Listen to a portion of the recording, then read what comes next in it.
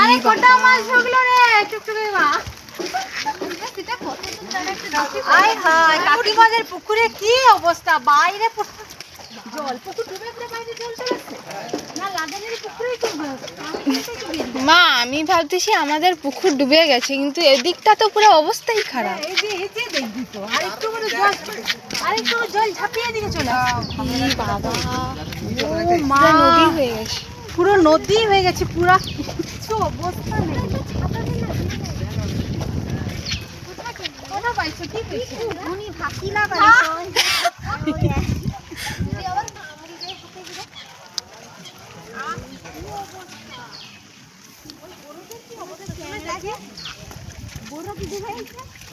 হ্যাঁ ওই ক্যাংড়াটাকে ধরা টক করা খাবি তুই।